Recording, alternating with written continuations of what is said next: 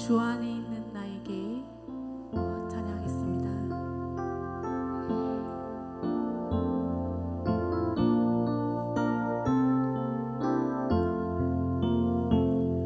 주 안에 있는 나에게 당근심이 있으면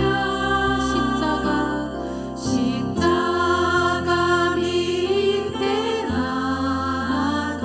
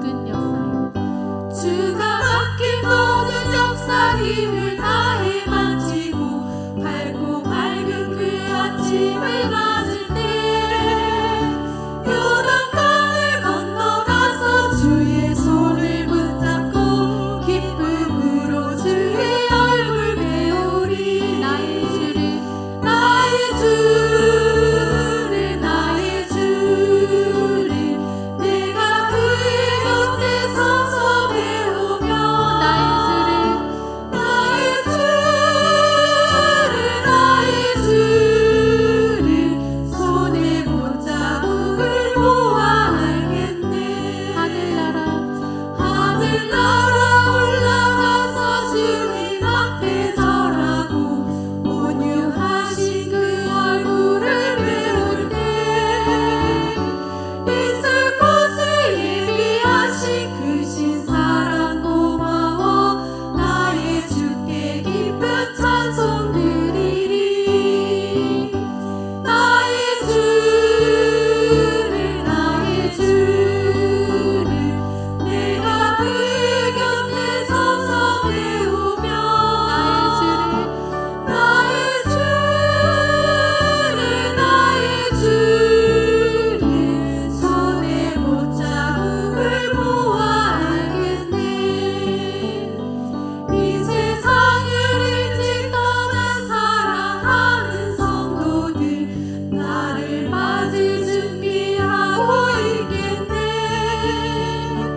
저희들과 한 소리로 찬송 부르기 전에 먼저 사랑하는 주를 배우리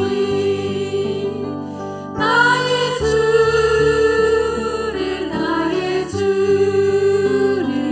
내가 그의 곁에 서서 배우며 나의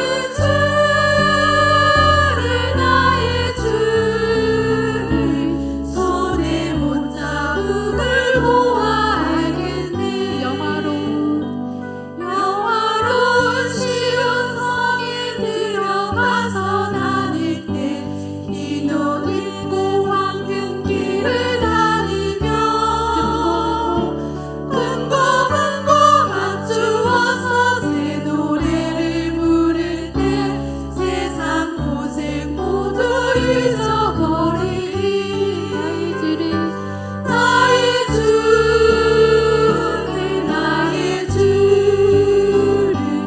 내가 그의 곁에 서서 배우며 나의 주를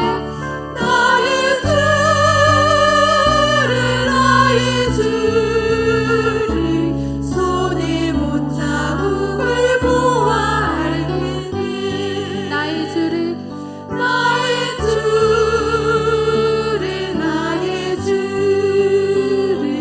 내가 그의 곁에 서서 배우며 나의 주를 손에 못자국을 보아 알겠네 나의 주를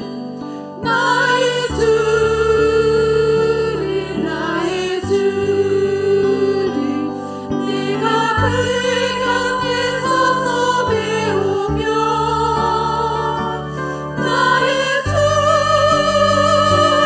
나의 주를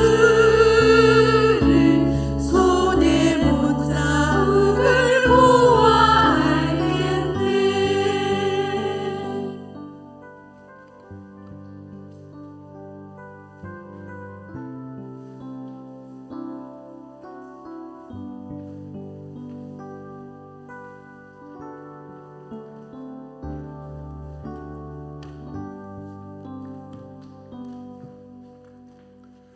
박준희 권사님 기도하겠습니다. 하나님 아버지 감사합니다. 우리를 죽기까지 사랑하셔서 십자가에 박혀 죽으심으로 우리를 구원하여 주시고 하나님의 자녀로 삼아 주시니 감사합니다. 우리의 형편과 처지를 아시며 때에 따라 채워주시는 하나님의 은혜와 성령님을 보내시어 우리와 동행하게 하시니 감사함을 드립니다. 흔들림 없는 믿음 안에서 주님과 함께하는 삶으로 살아가기를 원하지만 늘 쓰러지고 넘어지며 감사보다 불평이 평안보다 걱정이 많았던 우리의 삶을 용서하여 주시기를 원합니다.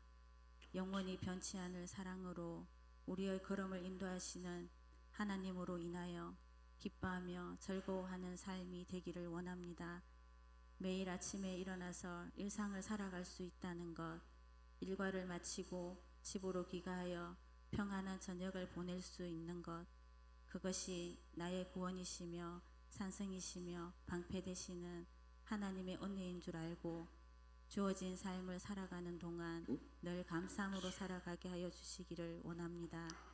말씀 전하실 목사님 영육의 건강 강건함을 허락하여 주시고 주의 일을 감당하기에 어려움이 없도록 평안으로 인도하여 주시기를 원하며 예수님의 이름으로 기도드립니다. 아멘.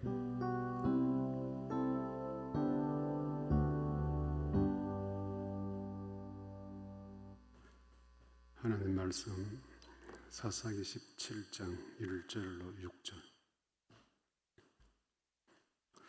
에브라임 산지에 미가라 이름하는 사람이 있더니 그의 어머니에게 이르되 어머니께서 은천백을 일어서서므로 저주하시고 내 귀에도 말씀하셨더니 보소서 그 은이 내게 있나이다. 내가 그것을 가졌나이다 하니 그의 어머니가 이르되 내 아들이 여호와께 복받기를 원하노라 하니라.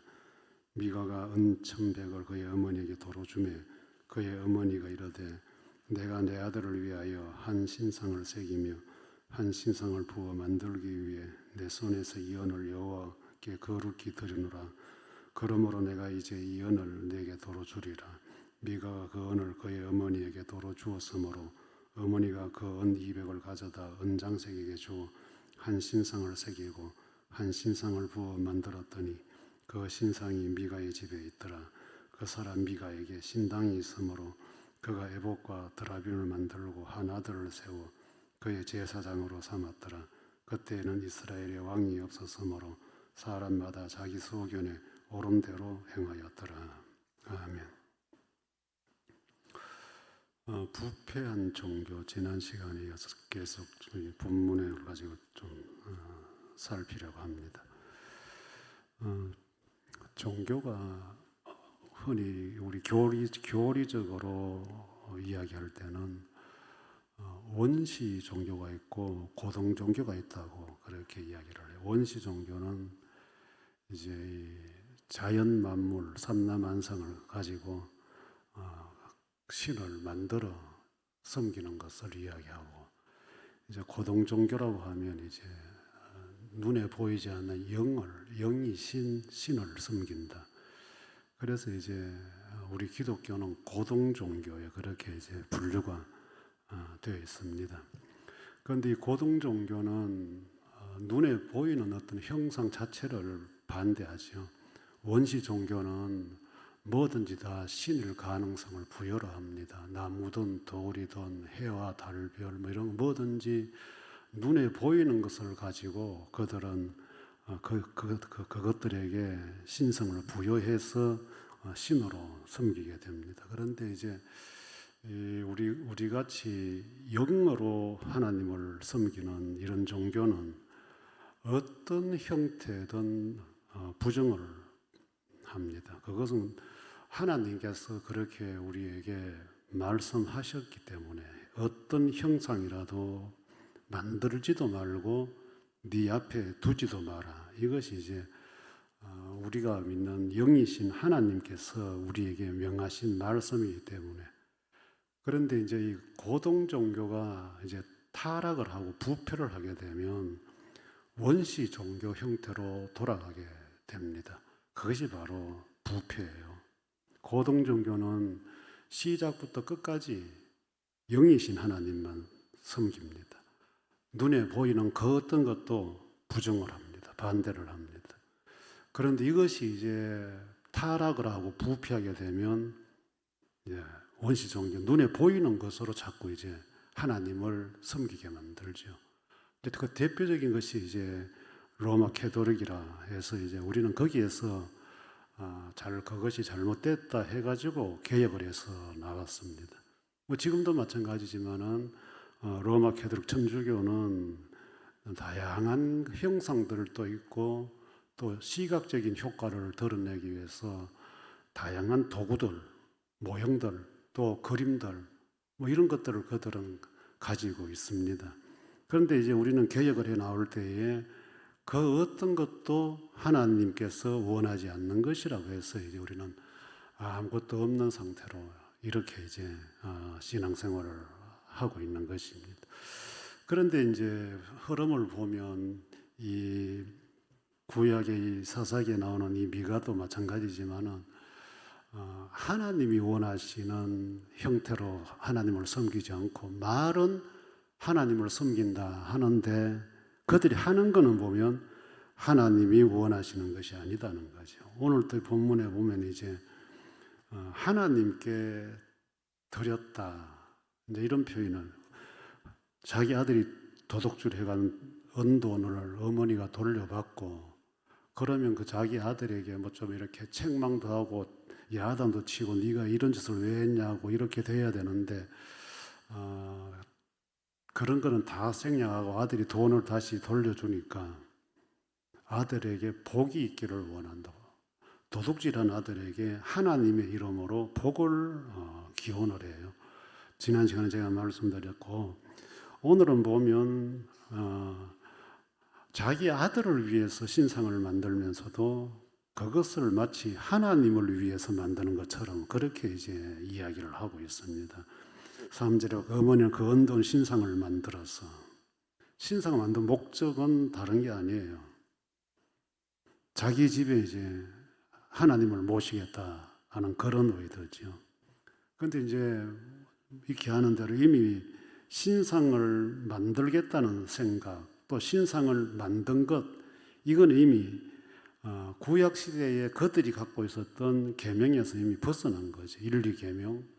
하나님이 그렇게 엄격하게 형상 만들지 말라, 내 앞에 두지 말라 한 그 말씀에 정면적으로 반대가 되는 행위를 하면서도 이들 의식은 하나님을 위해서다, 이렇게 이야기한다는 거죠. 원시 종교, 타락하고 부패한 종교의 특징은 바로 종교를 자기 자신에게 유익하게 활용하는 겁니다. 자기 자신에게 유익하게. 저와 여러분들이 섬기는 하나님은 사람의 사는 제일 목적조차도 하나님의 영광을 위하여다. 우리는 우리 자신을 위하여 사는 존재가 아니고 하나님의 영광을 위하여 사는 존재다.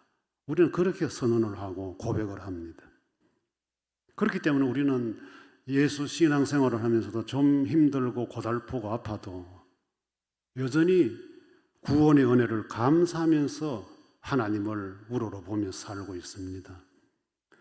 그런데 이제 이 종교가 부패하고 타락을 해버리면 철저하게 이제 하나님께로 시선이 가는 게 아니고 자기에게로 시선이 돌아오는 겁니다. 나를 위해서 하나님께 무엇을 할까? 이게 거꾸로 되는 거죠. 우리는 하나님을 위해서 내가 무엇을 해드릴까? 이게 성경적인 정상적인 신앙관인데, 이게 부패하고 타락하면 나를 위해서 하나님께 뭘 할까? 이렇게 공식이 바뀌어버리는 거예요. 그 주어가 바뀌어버리는 거예요. 하나님이냐 나냐, 하나님을 출발점으로 삼느냐 나를 출발점으로 삼느냐. 그렇기 때문에 여러분들 원시 종교, 우상 종교들은 다 자기 잘 되려고 다 빌잖아요. 그 신이 자기를 어떻게 하든지 상관없어요.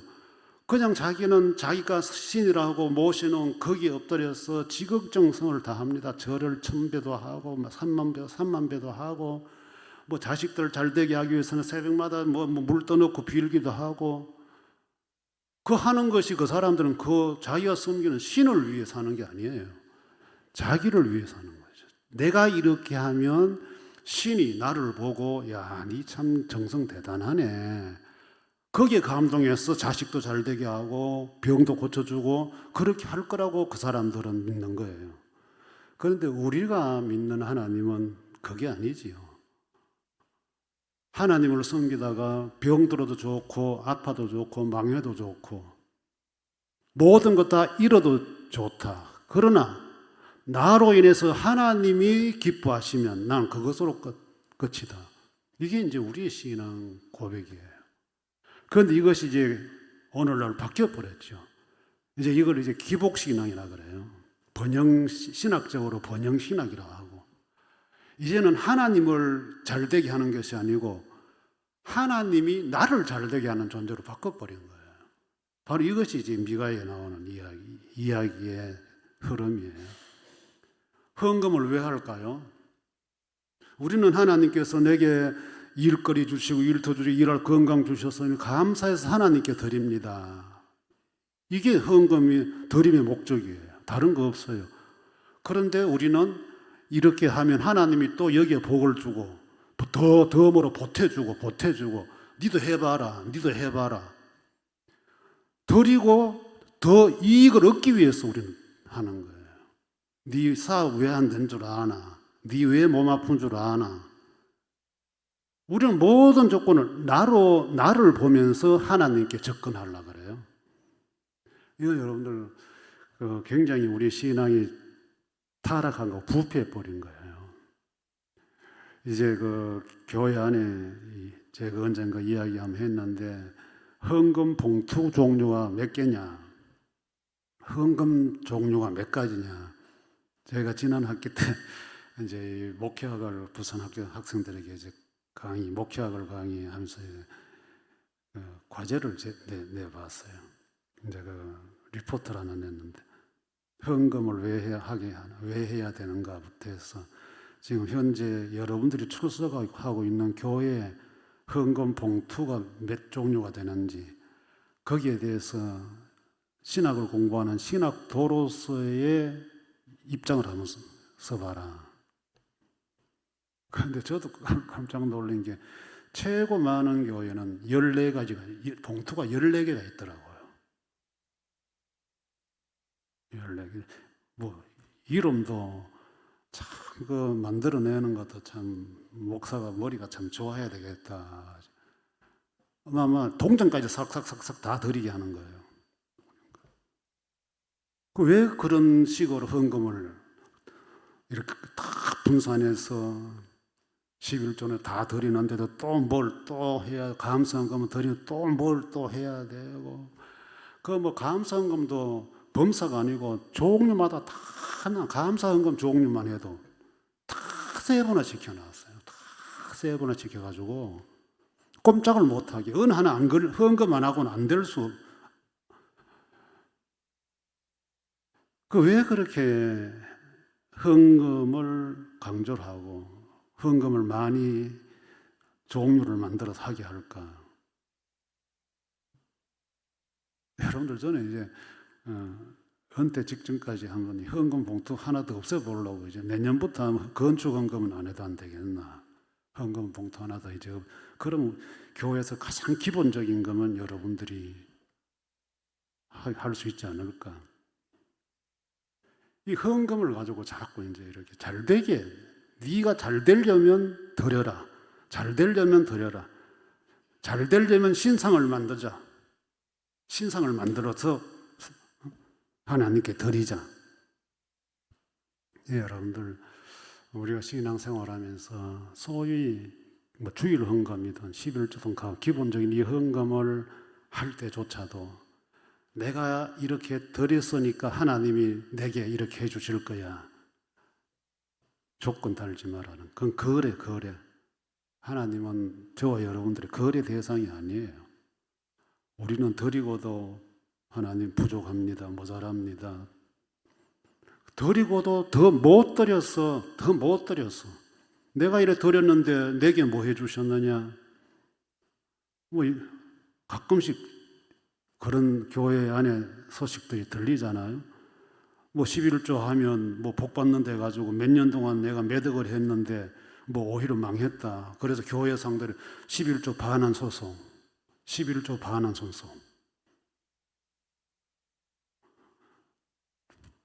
그 다음에 두 번째는 자기를 위하여 신상을 만든다. 자기 유익을 위해서 하나님께 드린다는 사고방식. 그 다음에 두 번째는 신상을 만드는데 자기 자신을 위한 거예요. 여기는 하나님과는 아무 상관없어요. 그래서 4절에도 언이백을 가져 은장색에게 주어 신상을 새기고 부어 만들었더니 그 신상이 미가의 집에 있더라. 이제 신상의 개념은 우상의 형상이라는 개념이 있지만은 이 신상의 개념은 가장 먼저 보여지는 게 시각적인 효과예요. 보인다는 거죠. 그런데 우리가 믿는 신앙은 보면 안 되는 거예요. 하나님을 보면 죽는다 했어요. 모세는 지나간 하나님의 뒷모습을 보고 그것을 보고도 죽을까 두려워했다. 우리는 그래서 뭐 하나님을 보자, 뭐 예수님만 보자 그런 이야기를 안 하는 이유가 안 봐도 보이지 않아도 하나님이 계시니까 그게 믿음이죠. 믿음. 그런데 이제 원시적일수록 이 시각적인 효과를 극대화시키잖아요. 그래서 종교가 하등 종교일수록 보면 요란해요.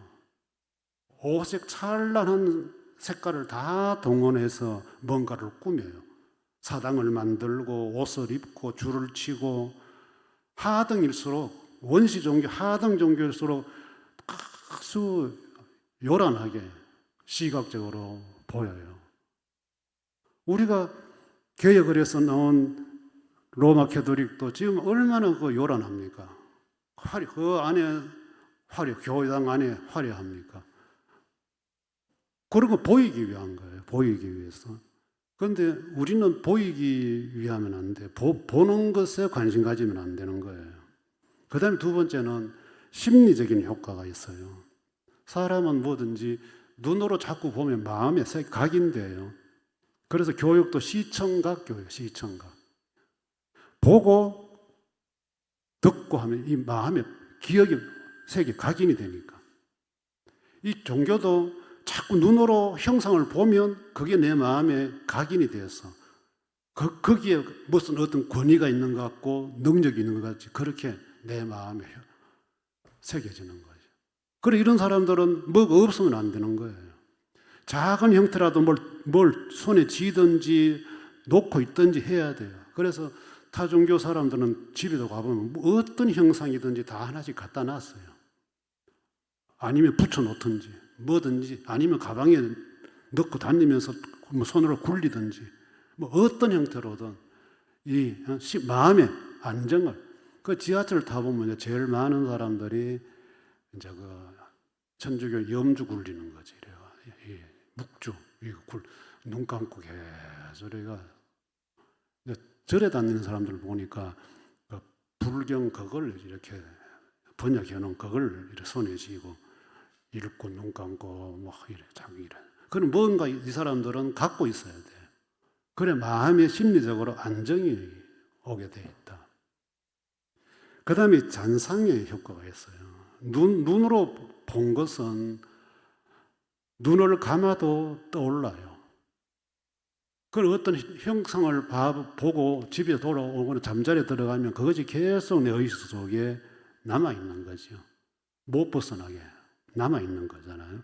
그래 이 우상 종교들은 이런 잔상의 효과를 많이 그 다음에 이제 과시의 효과가 있어요. 보인다는 것은 보여준다는 것은 이왕이면 더 화려하게 더 엄숙하게 뭔가 봄으로 인해서 그 사람들이 거기 분위기에 파묻힐 수 있는 어떤 그런 효과를 그래서 꾸미는 일을 계속 화려하게 꾸며나가죠. 장식을 인테리어로. 그리고 작은 데보다는 크면 클수록 그 과시는 더 엄청스러워요. 특히 천주교는 더 하죠. 그 다음에 감정의 효과가 있습니다. 이 화려하게 꾸민 것을 보면 괜히 엄숙해지고 그 분위기에 들어가면 괜히 뭔가 좀 움츠러지고 또 어떤 경우는 굉장히 두려움에 휩싸이고 여러분들 뭐 관광지 같은 데 가보면 큰 절 같은 데 가면 입구에 크다크나 이런 거 있잖아요. 우리가 볼 때는 무슨 위는 크다크나게 앞에 대문도 막아서 있고 있잖아요. 그런 것들은 보는 사람의 굉장히 두려움을 이렇게 심어주죠. 제가 몇 가지 시각적인 종교에 대한 이야기를 드렸는데, 자, 이것이 우리 현대 교회 안에는 어떻게 작용을 하고 있을까? 우리 그럼 오늘날 개혁교회, 개혁주의 교회는 여기에서 지금 다 벗어나 있나? 아니에요, 여러분들. 지금 우리는 이것들 하고 싶어서 모두가 다 안달을 하고 천주교 담락하고 싶어가지고. 왜? 분위기 좋고 엄숙하고 폼 나고 무게 있고. 뭐 작은 교회들은 음도 안 내. 교회가 규모가 좀 돼버리면 교인들이 그 교회 안에 들어가면 벌써 기가 죽어요. 기가 죽어. 마음이 뭔가 분위기에 숙연해져요. 숙연해져. 제가 몇 가지 이렇게 교회 안에의 시각 효과를 신상이라고 불릴 만큼 극대화시켜 놓은 것들, 교회 안에 울긋불긋한 현수막들이 없는 교회가 지금 없잖아요. 구호, 목적 성취를 위해서 교회의 전부를 다 교인들이 앉으면 눈을 감고 묵상을 해도 교회 전면에 붙어 있는 구호들 생각 때문에 앉아 있으면 그거 읽는다고 최대한 시각 효과를 높이는 거지.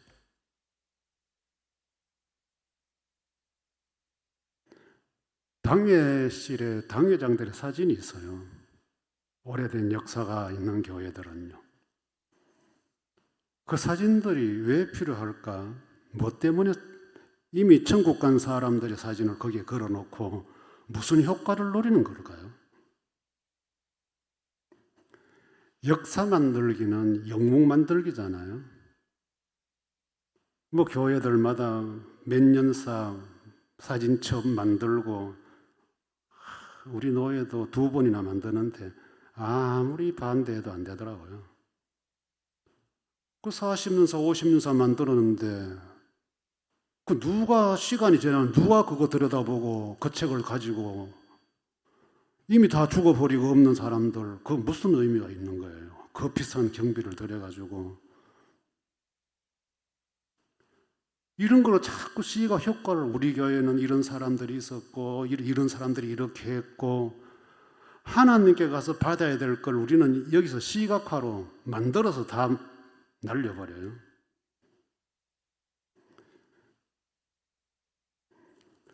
창문에 브라인드 같은 경우도 요즘은 조금 규모가 있는 교회는 다 성화로 다 덮어버리잖아요. 그거 다 천주교 유물이에요. 천주교 유물이거든요. 우리는 그거 안 된 데에서 개혁해서 나왔는데 지금 우리는 다 그걸 다 다시 또 가져와서 강대상 얼마나 화려합니까? 또 목사님들도 천주교 교황같이 가운을 형형색색 다 넣어가지고 계절마다 바꿔가면서 가운을 입고 올라와요. 사실 우리 교회도 저 뒤에 막 붙긴 붙었습니다만은 저거 뭐 붙이고 싶어 붙인 게 아니고 자꾸 이 음이 튄다 하니까 뭐 가릴 게 없었나 해서 붙여놓은 거지. 저는 솔직히 저런 거는 안 하고 싶어요. 안 하고 싶은데 그래도 조금 음이 좀 숨 죽는다 하니까 그래도 붙여놓은 건데 여러분들 제가 하는 이 취지를 잘 아셔야 돼요. 여러분들 앞으로 신앙생활 계속 해 가실 분들인데 눈에 보이는 것 따라가면 안 됩니다. 눈에 보이는 거 어떻게 하든지 보이지 않고도 그래서 우리의 신앙은 말씀을 들음으로 마음으로 믿어 의에 이르고 입으로 고백해서 내 생활로 사는 것 듣고 마음에 가서 생활로 가는 거예요. 여기는 어떤 것도 법으로 감상용이 없습니다. 감상이 없어요. 봤다 그런 거 없어요. 듣고 아멘하고 일상으로 예수의 사람으로 사는 것 이게 우리 신앙 교리예요. 여기는 십자가 하나라도 만약에 여러분들이 이게 나를 뭐 보호하고 이걸 내가 갖고 있어야 좀 안심이 되고 그럼 이미 여러분들은 영적으로 부패하기 시작한 사람들이에요. 우리는 될 수 있으면 가정에서도 그렇고 교회에서도 그렇고 깨끗한 거, 산뜻한 거, 말끔한 거 추구해야 돼요. 미가집에 드디어 신상이 안에 들어와 있습니다. 이제 세워졌습니다. 앞으로 어떻게 될지 마치겠습니다. 주 예수 그리스도의 은혜와 하나님의 사랑과 성령의 교통하심이 너희 무리와 함께 있을지어다. 아멘.